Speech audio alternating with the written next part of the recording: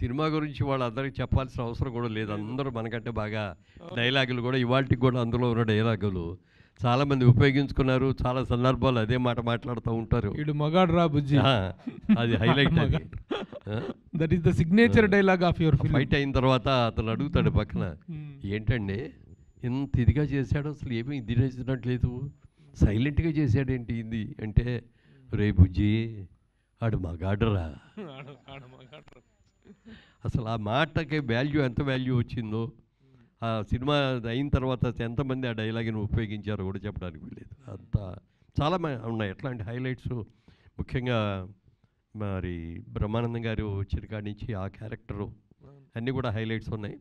తప్పనిసరిగా ఈ జనరేషన్ వాళ్ళున్న యంగర్ జనరేషన్ అందరూ కూడా థియేటర్స్లో చూడండి. ఈ థియేటర్లో పెద్ద స్క్రీన్ మీద, బిగ్ స్క్రీన్ మీద చూస్తే మీకు ఆ క్వాలిటీ కానీ ఆ సినిమాని కానీ ఇవాళ కొత్త సినిమా వచ్చినట్టుగా అందరూ కూడా ఎంజాయ్ చేస్తారు. కాబట్టి ఈ సినిమాని చూడమని మనస్ఫూర్తిగా కోరుకుంటున్నాను.